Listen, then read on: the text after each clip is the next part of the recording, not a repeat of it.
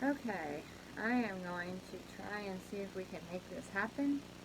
Had to hide in my house. We have 7 people here, so there's noises everywhere. Please ignore whatever is behind me. I'm in my son's room. Okay, so we are going to draw a picture in the same style as the artist, the Brazilian artist, Romero Britto.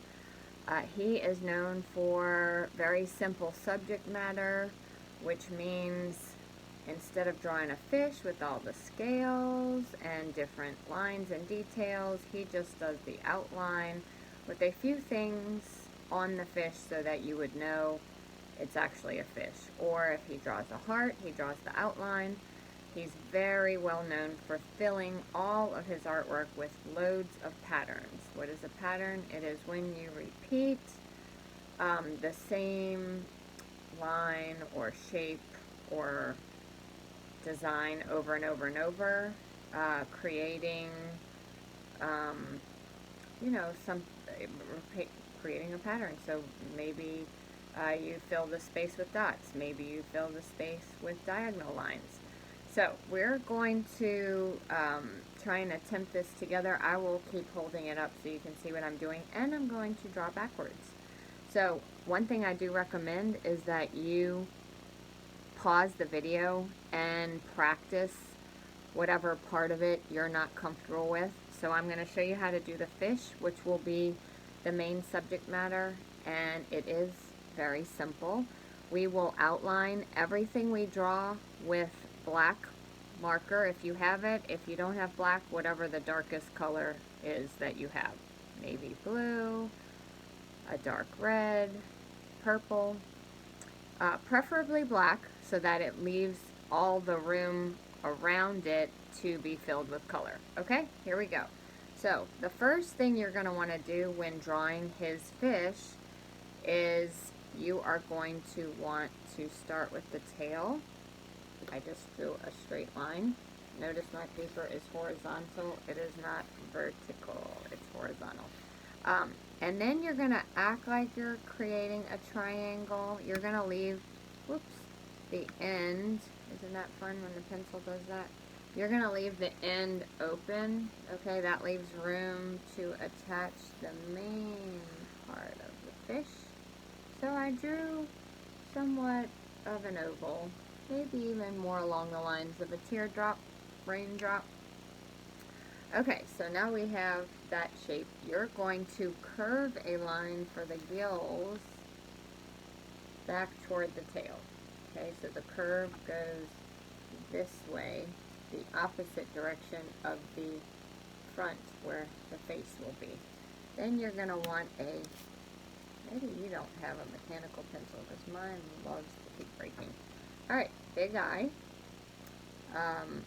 He also divides them somewhat in half so you can have a lid and a section for the eye.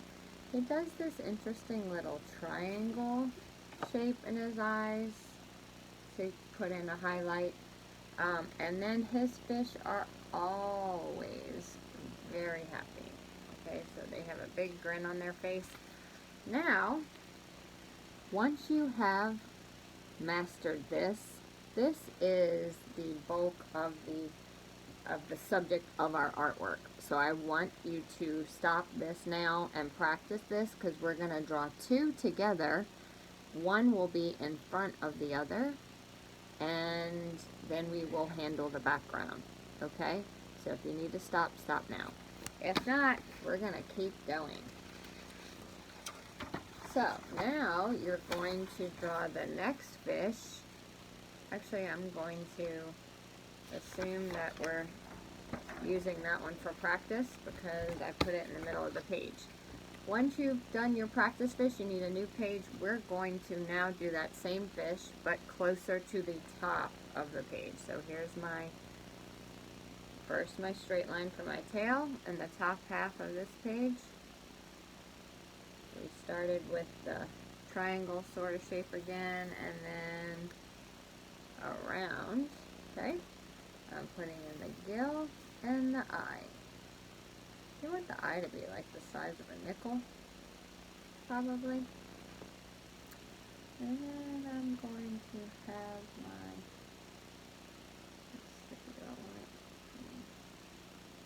my smile. And okay, so now I'm ready for the next fish. So I want the next fish to be swimming a little ahead, so I'm going to put the tail line. Here's the first line I did. I'm going to move the next tail line a little further up, maybe, I don't know, not really halfway, so closer to where the tail and the body of the first fish meet. Then you're again going to draw, okay? And this one might not be as big, okay? It doesn't have to be the same size. Now, to make this fish look like it's in front of this fish, you're going to erase whatever lines intersect the first fish, which means if you draw on top, which you have to a little bit, but if you draw on top of this first fish, you're going to erase the lines, any lines that are in the fish closer to the bottom of the page. That one should have no lines inside of it from this fish. That way it'll look like it's behind it. The other thing is it has fins on top and the bottom. So I'm drawing those. Okay. Same with this one. Alright, so the same rule applies here. If any of the lines from the first fish get inside of any part of the second fish, they need to be erased, which means I'm erasing this one out of the fin. Okay? That's what is going to give you the illusion that this fish is in front. Alright? So once you have all the lines from the first fish out of your second fish, then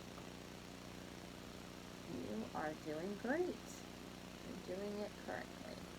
Alright, so now they're both smiling and happy. This one could potentially be maybe the baby fish. Who knows? Alright, so the background. What is the background? It's anything around your subject matter. Okay, so this is our subject matter, these two fish swimming together.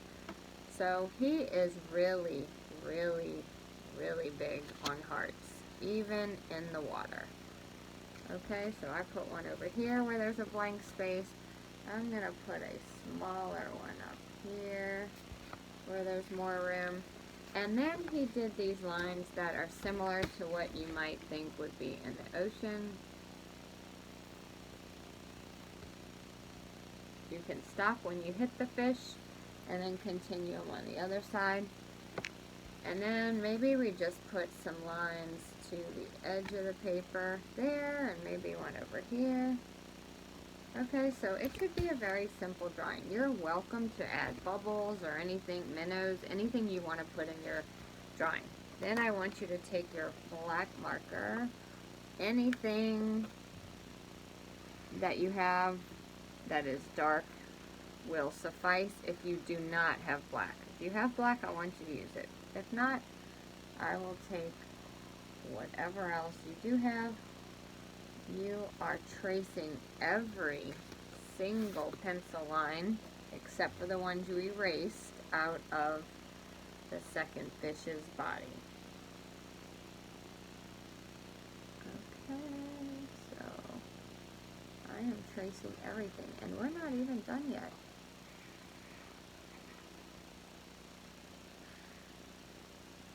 Here's my ocean waves, ocean waves, ocean waves. Maybe this is a ripple. Okay, gotta still trace the eyes. Trace the eyes. I got my little triangle that he likes to put in the corner. Trace the heart at the top. This is a fin for the first fish.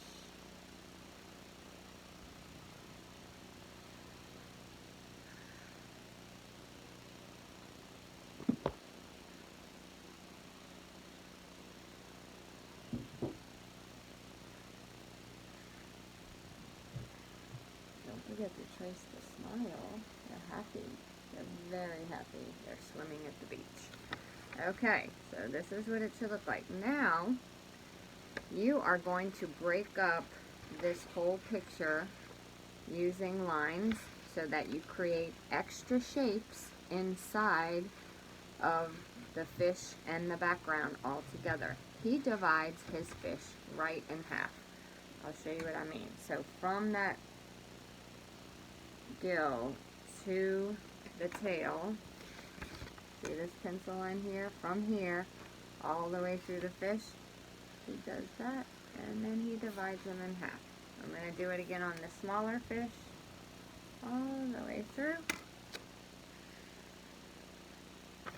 Okay, now we have those divided. Now I'm going to keep going, and then you can just kind of curve the line, see, from the end of the fish. And I might do, he's really big on like a sunset or a sunrise. He always does these like sun ray kind of lines out from outside of whatever the subject is. So I did all these lines that represent maybe a sun rays, maybe a set of sun rays. Okay, now we're done with this. Your next job is to fill each one of these shapes with a pattern. So maybe in the heart, what is the definition of a shape? Any space that is surrounded by a line that goes all together. It's closed. It doesn't have an opening. So the shape for this heart would be the top half. The bottom half is its own separate shape. So I'm going to do diagonal lines. See? Now this shape I'm going to fill with circles, but not fill them in. See that? Then inside this fish, I'm going to do more diagonal lines. It does not have to be difficult. You can think of so many different things that you could use. You could do different lines, like wavy lines. I'll show you mine. Okay, see I did wavy lines for the top of the fish. Now for the fin, maybe on this one, I'm going to close this so I can make those a shape. I'm going to do just tiny little dots, and then maybe above, I'm going to do a bunch of little hearts. See? Now, on the bottom of this fish, in this shape, I'm going to do heavier lines, straight.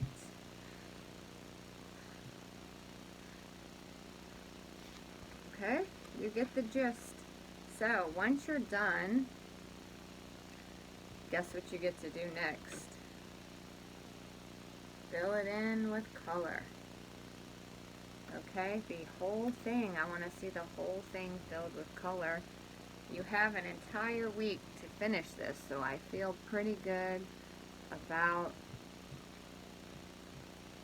you being able to knock this out. I'm going to show you this last design I put in the bottom of the smaller fish. I did broken lines, okay? You can fill in some of the shapes with solid color, so you don't have to put a pattern in every one. I did say that, but if you have a lot of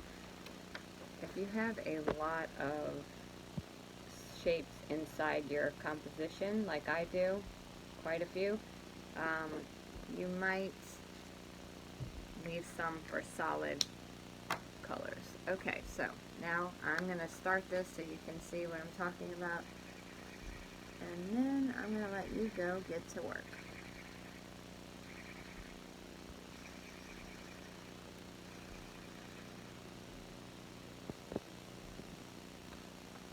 See? I love pink. I think it's always very happy. If you have solid black dots, like I do here, you don't even have to go around them. You can just marker right on top, as long as the black is dry, so you don't get smears, if that would bug you. Okay, so there's my next shape. I think you can handle this easily, and I can't wait to see your fish compositions. Email them to me at tsendoya@mountpisgahschool.org. Alright, I'm excited. Y'all have fun with this. Bye.